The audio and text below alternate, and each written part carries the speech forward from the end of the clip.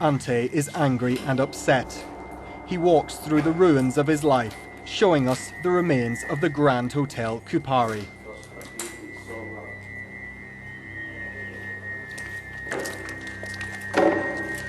Kupari, a tourist resort at the eastern point of the Croatian coastline. During the Yugoslavian war, ships shelled the historic area. In past times, it was world famous. Tito, Richard Burton, Elizabeth Taylor, they were all here to stay overnight or to eat. Ante remembers the day he served Yasser Arafat. The cook was late, the plate too hot, and Ante burnt his hands while preparing the fish. He shows us the exact place where Mikhail Gorbachev sat down for dinner, just under this broken roof. It's very hard for me to see this. I spent my whole working life here, and now, when I come back here to see these empty ruins, it's really tough for me.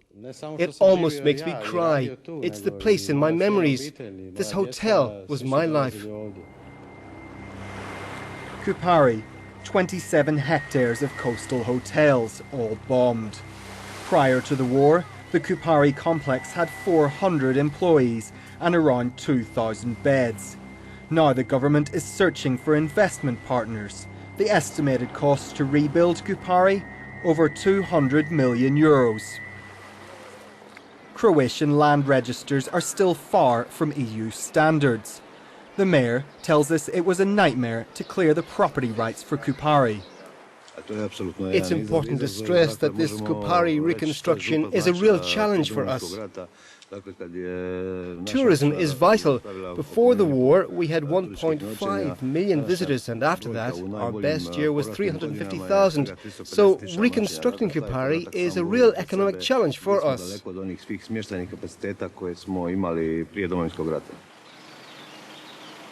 Hotel Orlando had stood empty for 20 years.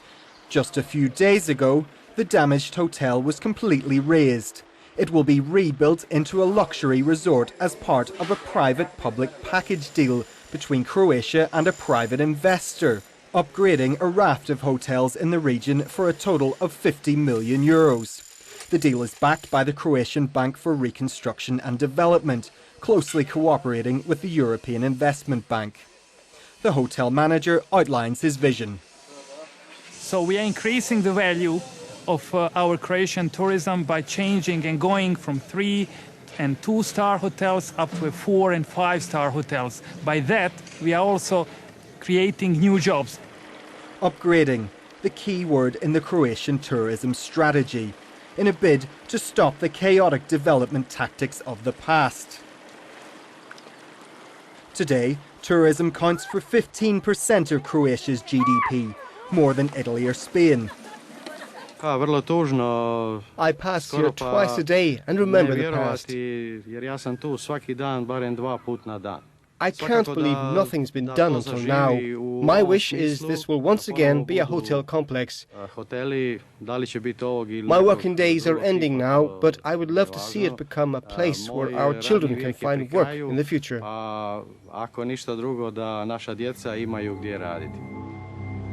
Will Kupari's golden days ever be revived? Maybe, but only if investors can be found.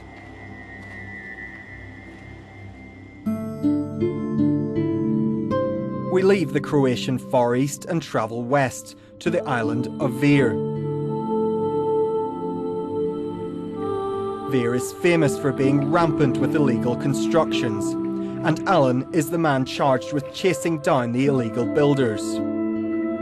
I'm the island's James Bond. We control everything. We check if people have all the necessary permits. Once I discovered an illegal builder. He had no permit. When our team took photos of the illegal construction, he tried to stop us. No, no pictures, he cried. Then he tried to bribe me.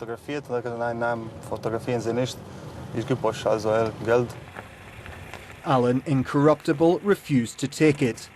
Estimates range between 150,000 and 500,000 illegal buildings in Croatia. When overbuilding grew out of control, the European Commission became concerned over compliance on coastal protection.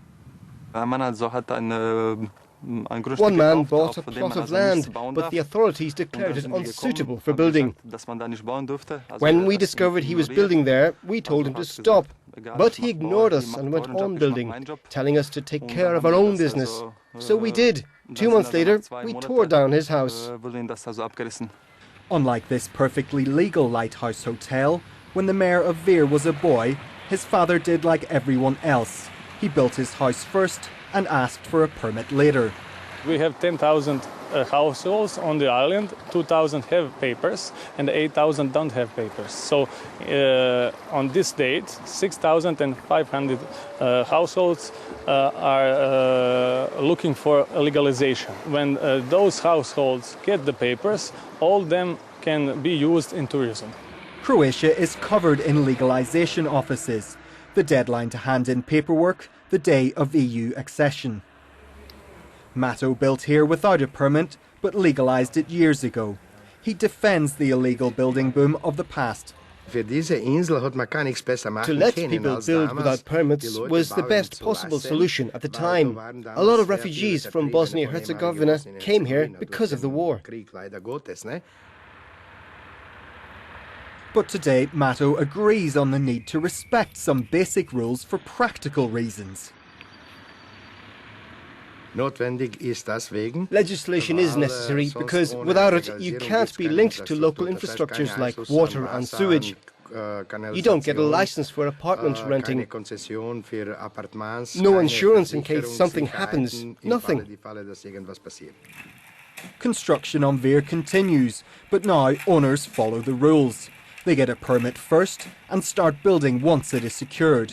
The island wants to change its image of being Croatia's centre of illegal construction. In his Zagreb office, the Croatian tourism minister delivers a tough message.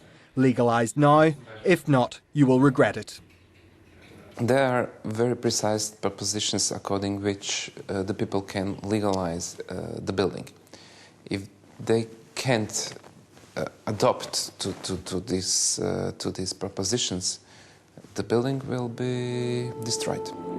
So far, only a few houses built close to the shore have been levelled. Builders say the law isn't implemented, so legalisation stayed low until last year, when the government amended the law to make the process cheaper and easier. Environmentalists aren't convinced. Every upcoming government promising those illegal builders that they will deal with their illegal building by legalizing it. This is of course wrong because you have to put a stop to it somewhere. Those kind of developments should definitely be demolished. According to the European Environment Agency, one of the biggest environmental problems in Croatia is overbuilding. But as an EU member, Croatia seems set on ending illegal construction.